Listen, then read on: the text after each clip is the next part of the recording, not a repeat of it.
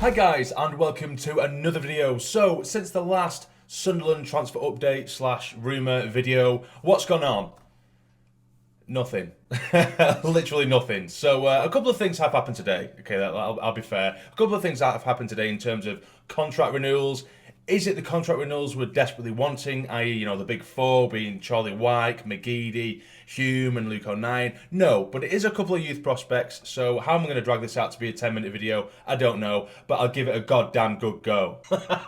So the first of two contract renewals today was Anthony Patterson, of course, being a youth goalkeeper for the club, a goalkeeper that I think has a lot of potential with the club. He signed a 2-year deal with an option for a further third. We'll have a quick look over the Sunderland statement before I give you my thoughts on this signing or this contract renewal. So Sunderland AFC goalkeeper Anthony Patterson has signed a new long-term contract at the Stadium of Light. Patterson, who has signed a 2-year deal with the option of a further year, rose through the ranks on Wearside and made his competitive debut in November 2020 in a Papa John's Trophy clash with Fleetwood Town. The 21-year-old enjoyed a second senior outing later in the competition against Oldham Athletic, whilst also impressing between the posts in 24 Premier League 2 matches for Elliot Dickman's under-23 side across the 2020-21 campaign.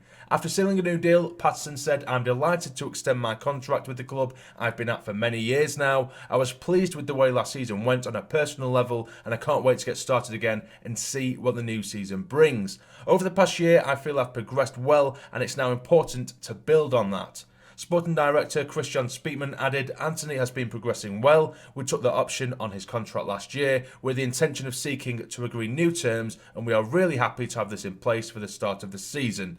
He returns later this month as a member of the first team squad, and he has a great opportunity to progress with us." So I think the interesting thing to take from that little statement there was Christian Speakman saying that he is going to be promoted to the first team squad, or at least he's coming back as a first team squad member, not an under-23 player. So does that mean that he's going to be coming in as number 2 to Lee Burge? Will he be competing directly one-on-one with Lee Burge?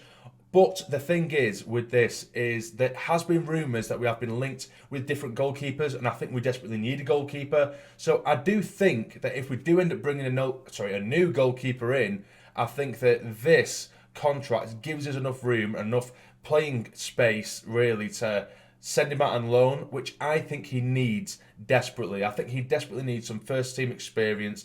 Yes, granted, you might be able to say he could do it with us because he's got potential and what have you, but is he capable or of the ilk and of the standard of a team that want to win League One? Is he a League One winning goalkeeper? Right now, probably not. I mean, maybe you don't know. We haven't seen enough of him, but he's been playing in the under-23s for a long time, and the quality in the difference in quality is huge, as you guys will know, between the youth and the first team. It's huge. Granted, we're in League One, so the quality is of different standards, but even so, the youth, but the difference between youth and the first team, adults essentially, it's massive. It's absolutely massive. So I'd love for him to get a good, a good year out with maybe a League Two side where he'll get really, really tested, and he'll be in and around the big lads and first team players, if that makes sense. I would like to see that. But granted, of course, if he was given the opportunity to be a number 2 or even ahead of Lee Burge, and he was given an opportunity in the first team, then of course I would take that. But I just want, because we have that 3 years now with him, basically, well, 2 with the option to extend for a year, I would love for us to nurture him properly, which is something we haven't been doing. Send him out for 1 year, hopefully he does well, and then stick him in the first team then, because then we know he's got we'd see on during the loan spell, wherever he goes, or if he was to go out, whether he was good enough for us. And then if he looks to have that quality, stick him straight in there. Then we've done it properly. We've gone down the correct routes. We haven't either chucked him in the deep end, or we're not just going to chuck him out on loan aimlessly and keep on sending him out on loan. We're trying to progress this player. So it'd be interesting to see what happens with Anthony Patterson, and I think just the fact that we've actually signed him on a contract. So we've got 2 players to go through in terms of youth players in this video, but I think it's just a sensible and proactive contract renewal, which is something, or at least those 2 words anyway, sensible and proactive. It's certainly not the kind of words that you would generally associate with our previous management or mismanagement of our youth team or of our highest prospects of youth players, so it's really good to see that we're doing that. I was really, really happy to see that. So Patterson has been signed on a 2-year deal with an option to extend a further year. But we'll go on to the next youth player. So the next player is Ellis Taylor. I believe he is 18 years of age. He can play on either wing, and he has signed a 3-year deal. 18 years of age, and if you think, he's been playing the majority of his football in the under-23s. So, you know, I don't know a massive amount about him. I'm not going to pretend I do. But he's very, very highly thought of at the academy. And for an 18-year-old to be playing in the under-23s, you know, he's actually been playing above his age group. Or at least he's been deemed too good to play in the under-18s, which is obviously the age group is supposed to play in. But we'll have a look at the Sunderland statement regarding Ellis. They've said Ellis Taylor has put pen to paper on his first professional contract at the club, signing a 3-year deal at the Stadium of Light. The left-sided player has committed his future to Sunderland AFC after completing his scholarship, scoring 4 goals in 8 matches for the Black Cats under-18s.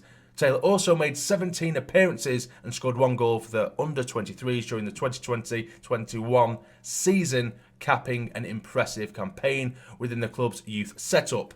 After signing up, Taylor said, "It's a huge moment to sign my first professional contract, especially having been here for so many years. I've been at Sunderland since I was 9 years old, so it's really special and tops off what I feel has been a really good season for me. Elliot Dickman and Michael Proctor have shown a lot of faith in me, and I'd really like to thank them for the opportunity. Now I want to keep learning and keep developing." Christian Speakman added, "Ellis has a really bright future and we're delighted to have agreed a long-term contract with him. He's a local boy who's been at the club for nearly 10 years and he represents what we are trying to achieve." So you can see just by reading the statement how highly thought of he is at the club. Again, I'm not going to sit and pretend I know loads about him. I've seen his name scattered around, you know, under-18s team sheets, and same with 23s. You obviously get the likes of Patterson or Younger or Hawks. They normally get the limelight. But players like this who do maybe, you know, they kind of fly under the radar a little bit, they can prove to be absolute gems. So it's brilliant that we've got him on a 3-year deal, and obviously congratulations to him for signing his first professional contract. So those are the 2 players that have been signed down, or at least tied down to a deal, which I really appreciate. And again, you know, to see us locking down these youth players, our highest potential players, it's refreshing rather than just seeing them glide away. We put all this effort into players and they just glide away and are free. Now, hopefully, we do see a few more contract signings, i.e. the likes of Charlie Wyke and Aidan McGeady and Luke O'Nien and Denver Hume. In an ideal world, we get all of them. There has been a few or bits and pieces of speculation that we're not really making too many moves in the market up until we have got those contract deals either done, or at least we find out what the result of those contract negotiations are going to be, which I do kind of understand. But at the same time, you know, other clubs are making a little bit of movement now. I'm certainly not on the impatient side as of right now. I'd rather us take our time, as long as we get the deals in and the deals done before pre-season, really, or at least about halfway through pre-season. That would be my cut-off, really, for me. Of course, it'd be, I think I'd be a bit naive not to think that sometimes agents and players themselves, they drag it out as long as humanly possible, so we might end up having a transfer deadline day like we have done when it's always manic and we end up scraping players in. But as long as they're the right players, but I would like to see us, ideally, get the bulk of our transfer business done before pre-season. But as I say, I'm not going to be too impatient. The majority of players are on holiday. Agents are dealing with everything and they can't really follow through and complete too many deals until these players are off holiday. Some aren't on holiday, but the majority are. So that's just the way I'm looking at it in the minute. So I'll give it another week or 2 and then hopefully we'll start to see a bit of movement. We'll see the ball rolling with contracts, and at least until the end of June. That's when players' contracts are up. So that they'll be, you know, weighing up their options. So we'll see. I think come the end of June, we'll see what happens with these contracts, and hopefully we start to see a few transfers, or at least new transfers and new faces come through the door at the Stadium of Light. But that is everything for today's video. I know it's not too big in terms of news, but that's all that's going around at the minute. There's just these couple of contracts that have been tied up for the youth players, and other than that, it's just purely speculation and rumours. So anyway, if you have enjoyed, please hit the like button for me. It'd be massively appreciated, and subscribe to the channel if you're not already to become a fully fledged member of the Sarny Army. But for now, you take care and stay jamming.